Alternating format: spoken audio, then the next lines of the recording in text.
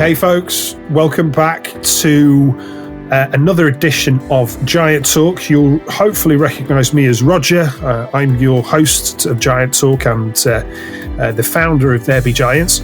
Now, I'm really, really pleased today to have with us both Nate and Bex from a company called ECO Surv. Now, full transparency, we worked with ECO Surv about 12 months ago, but the reason why I was really keen to get Nate and Bex on is that they've now got 12 months under their belt of OKRs. And I think they've got some really, really useful experiences, insights, maybe even a little bit of wisdom to offer out to those that are perhaps maybe not yet on that journey, or perhaps just getting going on it.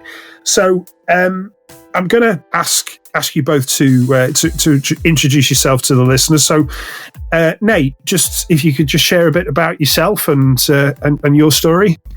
Yeah, sure, Roger. So, I'm Nathaniel, aka Nate. I am the co-founder and CEO at ECO Surv. We are compliance and workflow management solutions in the energy efficiency, retrofit, and renewables sector. Bex, over to you. Yeah, I'm Bex, People and Culture Manager here at ECO Surv. I've been with the team now for 3.5 years.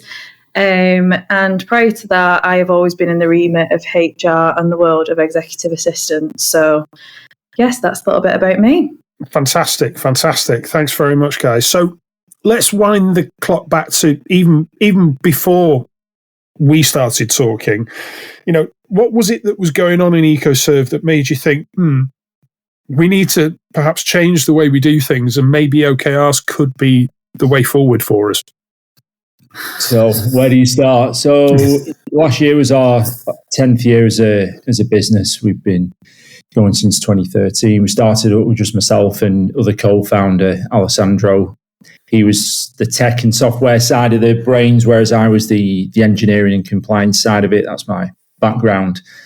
And we just gradually bootstrapped and grown the business over those 10 years, but in particular the last 4 years, we've been scaling quite aggressively as the market and the sector has changed in energy efficiency and government-funded schemes. Really how we did business as well. I think once we found our product market fit, that allowed us to really be able to put the afterburners on and go through that scale journey. So we've been looking for something probably for the last few years to help us with that prioritization, but also to help distill the vision and mission for the business, because we just started the business with an idea and solving a problem essentially. So in our heads, we kind of knew where we were heading, but actually bringing everyone else on that journey was always something that we'd just found a challenge to distill that in such a way that people understood what we were doing. So we'd looked at various other systems, shall we say, like business frameworks to help us along that journey. It was actually a recommendation from someone who had done some OKR training with yourself. And I'd just fairly recently read the book by John Doerr, Measurement Matters. So I think OKRs were quite hot at that point, 2 or 3 years ago, but it just kind of made sense from experience of trying other frameworks.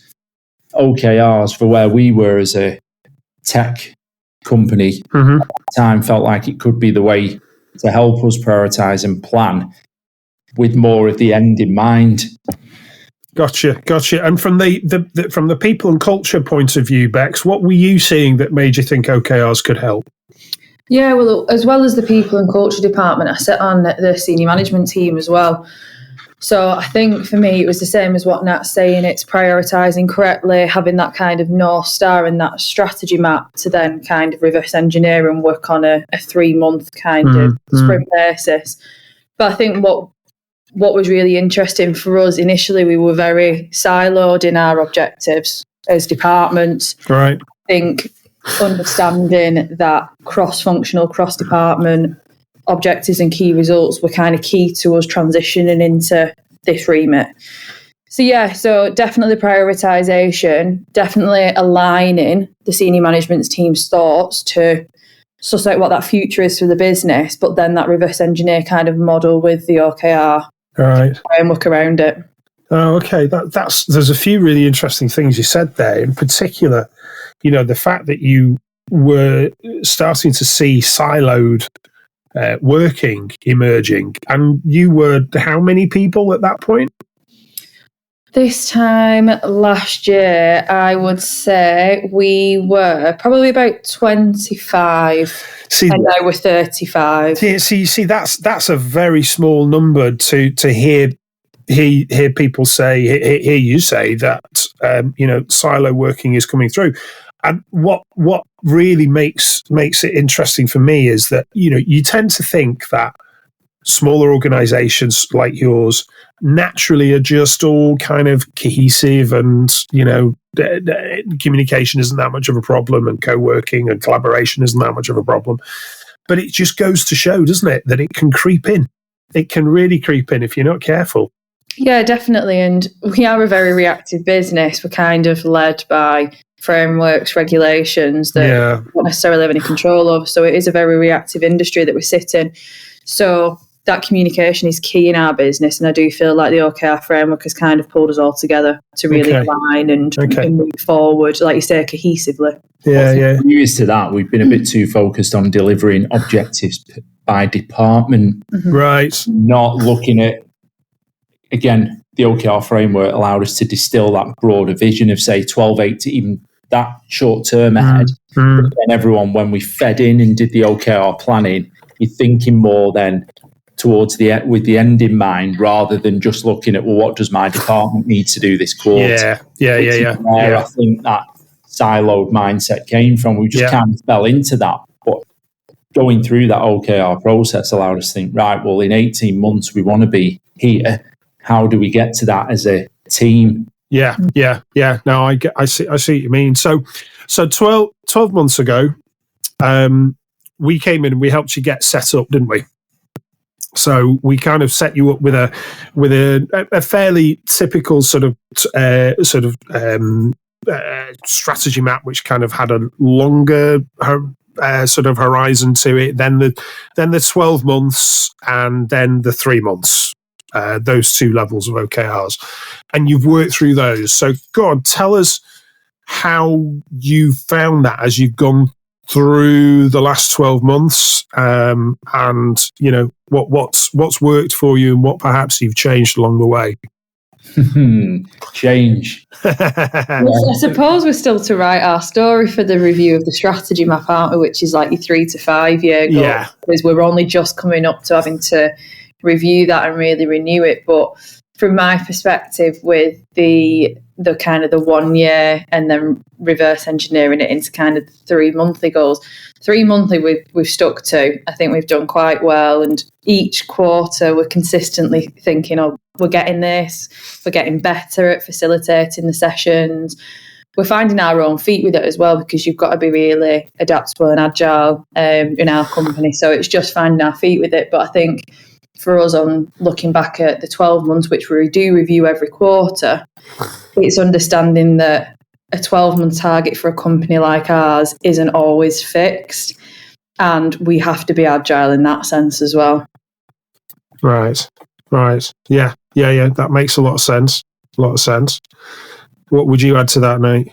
Yeah, it's similar, really, because I look back at that session we did, and some of the things that we plucked out that felt like a priority at that time and space in where we were as a business and in the industry. Some of the stuff we were looking at around business processes like ISO, for example, that's still something we want to do, but because of external factors and also some internal factors of rolling out a new software platform, have kind of kicked that down the line. But for us, being able to do that constant review cross-functionally allows us to move and weave it as we need to and adapt. And we're always going to be in that. I don't think we'll ever be out of the woods with being reactive to a certain level again, because we've got external factors we have to cater for, regulatory policy with the sector we work in. Well, OKRs support that to a degree. Yeah. So again, it's having the framework around it and knowing that you can change things or move things out, and basically just meet the needs of the business and the people at the time. See, this is what I think is absolutely fantastic with what you've done over the past 12 months, because you've learned as you've gone along and have adapted. You haven't doggedly stuck to what it was that we started you off with. I mean, we always encourage learning and adaptation anyway. And so I couldn't have wished for a better outcome, to be perfectly honest, for you guys. You know, I think it's very easy in the face of, oh, this isn't working, to kind of go, oh, well, let's just throw it out. But you haven't. You've stuck with it. But you've realised that the majority of your 12-month, OKRs perhaps were not. They were they were the right ones at the beginning, but external factors have changed to such an degree, and especially with being in the industry that you are, that, like you say, you're very reactive. You've got a lot of regulations that are coming and going at the mercy of the politicians quite often. And, those are factors way beyond your control, which you have no choice but to adapt to. So I think the only thing you can be is make sure that you're agile, but without sort of getting to that stage of thinking, well, what is it we're doing this week? Or are we changing direction again this week to next week? You do need some consistency, don't you, for the teams, I guess? Yeah, definitely. Yeah. And it is a fine balance, that, because sometimes even now it does still feel like things are changing, but some of that is down to business maturity as well. Yeah.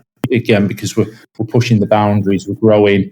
We've brought in some really great external help over the last few months. A fractional CFO and a fractional CTO have really helped develop the maturity of the business. So some of those teething pains of bringing that level of person into the organisation as well kind of sometimes gives you that unsettling of the boat. But to grow, you've got to go through those ceilings and those pain barriers. Absolutely. Well, it's the learning and the adapting, isn't it? And I suppose as well, like with you saying like the consistency, we have stuck to those bi-weekly check-ins. We're using a platform to support weekly check-ins, but we only check in as an SMT face-to-face on a bi-monthly basis. So every 2 weeks we have a check-in, and we've always consistently stuck to that. So like you say, we've not thrown anything out of the window just because the 12-month goals have shifted slightly. We've always stuck to those 3-month focus areas, adapted along the way, but we have always checked in as SMT to move those goalposts together. And I'd say that when Nat's saying as well, like maturity and growth of the business, I think we've matured on that communication as well. We're open to these conversations. Oh, that OKR isn't right anymore. Can we switch it out to be this? And it's been definitely a joint effort, which is great to see over the past 12 months. Kind of leads me on nicely to my next question, which was going to be, how have you seen how the teams and the rest of the people in the business, how have they reacted to OKRs and the process and their involvement every quarter in the kind of review and reset? How have you found that? I think everyone's aligned pretty well. I think the part where we still need to develop out is really cascading them right down to individual team level. So at organisation, SMT level, team leader level, I think we're probably in a good place, but actually getting that right down to an individual team level is where we need to do some continued work. I think because we were looking for a system and a framework, everyone was on board when we did that session 12 months ago. I don't think we had much in the way of resistance or in how we facilitated the ongoing sessions and reported back. So that's been really useful, because I know sometimes you can get a little bit of friction when people don't buy into a system. So that's work, but we're still building the plane on the way down with this. Yeah, exactly. 12 months in, it still feels like there's refinements, there's ongoing work we can do to improve. Excellent. Right. Okay. Yeah. I'm curious about culture. Now, have you seen your culture shift at all with this different approach you've taken over the past 12 months? Have you seen that change in any way? I'd say not specifically due to the OKRs coming in, but it probably has a part to play in it. But I'd definitely say that culture of communication is definitely enhanced. So kind of sitting alongside your previous question, like how we communicate that to the team now, it's definitely a more structured approach. We hold 2 weeks after we've agreed those OKRs and we're all aligned as SMT, we report those back in a quarterly town hall meeting to every single person in the business. Yeah. There's that clarity going forward there. And I think there's then that, like Nat said, there's that buy-in and less resistance to change because they're being made fully aware of why we're doing this. I think the why is so key when change is a part of a business. So I definitely say that culture of communication is definitely improved. I don't know about you, Nat. I think we were just having a meeting about culture just before this, to be fair, and we're talking about, because we're changing so much as a business and we're pushing the boundaries and we're scaling and growing, the wheels do wobble from time to time, and you have to bring in policies to support the business and support people and protect the business and the people. And you do get, again, a bit of friction with that. So we are going through this transition phase, I feel, at the moment. Even though we've been in business for 10 years, because of where we are in the sector, in the industry, it almost feels like a reboot. Yeah. At the same time, we're moving from startup mentality, which we've been in for the last 8 or 9 years, into, like big boy pants, if you will, and that move. But we don't want to lose that agility and that, energy that we've had, policies and tape. But it's a difficult phase to go through. And I know Bex and Hannah are sort of feeling that there's a little bit of resistance and there's supporting how people are managed. And it's a culture shift, but I'm hoping it is for the good, and the greater good of where we're heading now over the next few years with the company. Yeah, that's something I hear and I've heard for many years from founders who are kind of at this particular point in the growth curve, where they say, we need to mature as a business. We need to become a little bit more grown up in how we do business, but at the same time, we don't want to lose that agility. And I think, although it may sound like a bit of a contradiction in terms, but I think if you can design in that agility and make it almost like a routine, so to speak, then you've got a fighting chance, because you are getting a bit more disciplined, but at the same time, you're still recognizing that you do need to change and adapt and correct and course correct sometimes. Okay. So, all right. Final question I'll put to you. What is it that you wished you'd known before you started this? Perhaps that now, so you're looking back, reflection with the wisdom that you've built up over the past 12 months. What is it you wish you'd known before you started this? I was going to say, it's not always going to go to plan. And for someone who loves a plan, loves to be a complete finisher on a plan, that is probably the hardest lesson that I've had to learn, especially I've been quite key to the facilitation of the quarterly workshops and things like that. But I'd love to say that we absolutely smashed those 12-month goals, and they've changed so much. But I think that's probably been the biggest learning curve for me. Like I said, I'm a bit OCD with my planning and my organisation, but just knowing that it doesn't have to end on what you set those goals to be. It can switch, you can be agile, you can change things along the way. I think that is probably my biggest lesson learned in take out of the past 12 months. So was that a bit triggering for you at times, Bex? Yeah. Okay. See it on your face some days, I'm like, what? We're not doing that anymore. Why? Okay. It's like the opposite for me. As a founder and a visionary of a business, I read a book and I'm like, this is being implemented instantly. This is how it's going to work. And that's that. I forget about all the implementation and everything and the planning that goes around it. So I'm amazing at dropping these grenades in on the team. You're like, right, come on, let's do this. And we call it fly-by delegation, don't we? Fly-by delegation. I just think that people know what's going on in my head. And to be fair, that's probably good that they don't, But for me, it's I've read all the books, I've looked at all the different frameworks, and I think for me, you've just got to stick with something And if I'm going back to what your question was, what I know now, I think it's just, you got to stick with the suck a little bit. It's implementing something new into a business is always going to be teething problems. And it's not being too afraid to change the plan as you're going along. And we're not, and sometimes that can be a bit of a detriment as well, because again, it's that fine line of keeping everyone on board enough so that people aren't then disengaging. And I think we've done that pretty well, hopefully. But I feel like there's a bit of a bigger retrospective to do now. We're 12 months in. Yeah. We've stuck at it for 12 months consistently. Bex has been a great facilitator. She's kind of picked up that role each quarter to do the retro for the previous quarter and then pulling it all together for the plan for the next quarter. It's now right. We need to review that strategy map piece again now. Yeah. Is what I thought was important 12 months ago. Is it still important? Some of it is, definitely. Yeah. How do we factor that into the broader plan? And then actually what we came up with is that vision for the business. You were there with us, Roger. It was to be the sales force of the global compliance market. That's still where we want to be. We want to do amazing things in the sector. Does that still paint the picture that's going to move people to come to the office every day?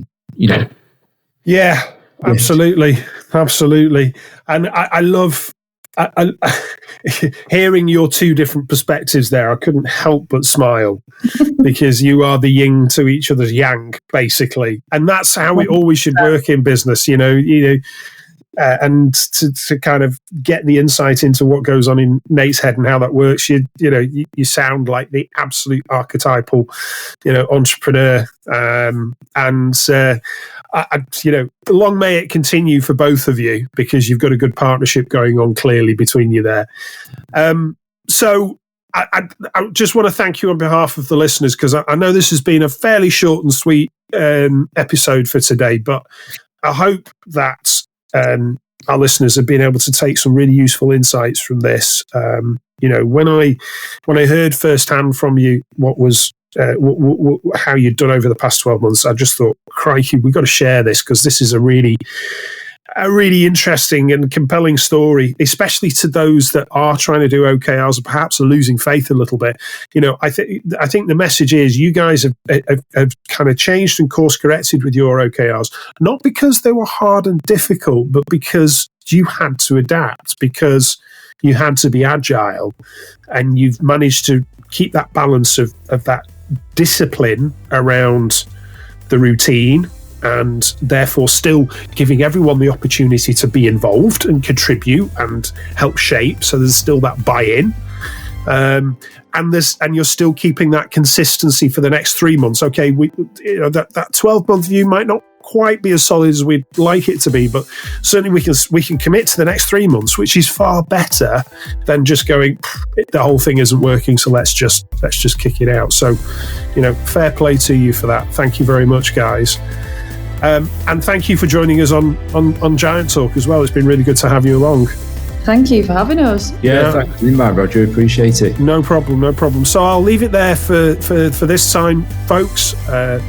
Tune into another episode of Giant Talk that we'll have coming up in the next week or so. And for the time being, don't forget, we've got hundreds now of episodes in our back catalogue, so just take a look, and I look forward to welcoming you to another episode very soon. Take care now.